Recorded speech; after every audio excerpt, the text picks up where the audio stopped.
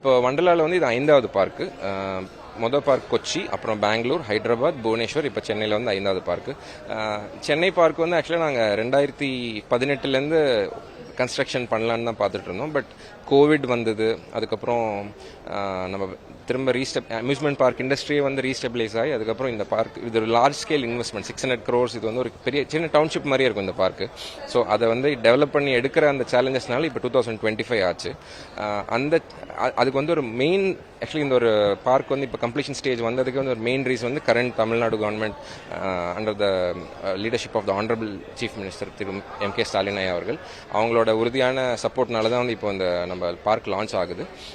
இந்த பார்க்கில் அதனால இப்போ நம்ம லாஸ்ட் ஒரு 6-7 இயர்ஸாக வந்து நம்ம பிளான் பண்ணிட்டு இருக்கிறனால நம்ம நிறைய சேஞ்சஸ் கொண்டு வந்திருக்கோம். நிறைய ஃபியூச்சரிஸ்டிக்கான ரைட்ஸ் கொண்டு வந்திருக்கோம். வேற எங்கேயுமே இல்லாத ரைட்ஸ் இங்கே மட்டும்தான் இருக்கு.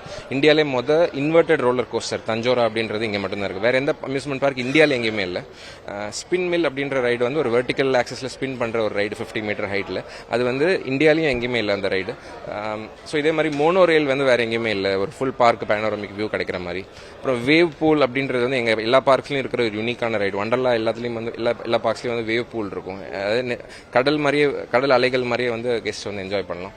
ஸோ இந்த மாதிரி நிறைய யூனிக் ரைட்ஸை வச்சு நம்மளோட வண்டர்லாவோட ஐடென்டிட்டியான கொஞ்சம் ரைட்ஸ், ஸ்கை வீல், அந்த மாதிரி கொஞ்சம் ஐடென்டிட்டி ரைட்ஸ் எல்லாமே கம்பைன் பண்ணி ஒரு நல்ல ஒரு காம்பினேஷனாக கொண்டு வரணும் அப்படின்ற ஒரு இன்டென்ஷனில் தான் வந்து இந்த பார்க்கு இப்போ வந்து இந்த டைமில் நம்ம லான்ச் பண்ணுறோம். சேஃப்டின்றது வந்து எங்களுக்கு வண்டர்லாவில் வந்து ஒரு கோர் வேல்யூ அப்படின்னு நம்ம சொல்லுவோம். நம்ம சேஃப்டி வந்து என்ஷூர் பண்ணிட்டு தான் வந்து கெஸ்ட்டுக்கு ஒரு ரைடு வந்து நம்ம அவைல் பண்ணுவோம்.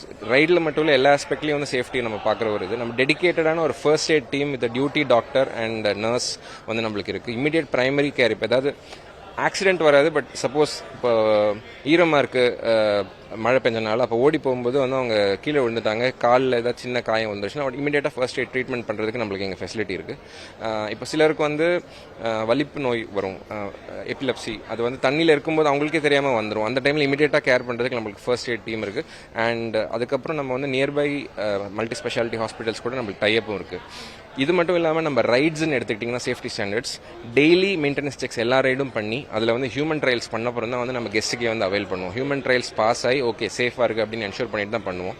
ரெண்டாவது, நம்ம ரைட்ஸ் எல்லாமே வந்து டிசைன் பண்ணியிருக்கிறது வந்து பில்ட் இன் சேஃப்டி சிஸ்டம்ஸ் வச்சு தான். இப்போ ஒரு ரைடு வந்து இப்போ ரோலர் கோஸ்டரில் நம்ம ஹார்னஸ் வந்து லாக் பண்ணுறோம், அது லாக் ஆகலைன்னா அந்த ரைடே ஸ்டார்ட் ஆகாது. ஸோ இன்பிட்வீன் ஏதாவது லூஸ் ஆச்சுனாலும் ரைடு வந்து ஹால்ட் ஆகிடும். ஸோ அந்த மாதிரி நிறைய இன்பில்ட் சேஃப்டி மெஷர்ஸ் வச்சு தான் வந்து நம்ம ரைட்ஸே வந்து டிசைன் பண்ணியிருக்கோம்.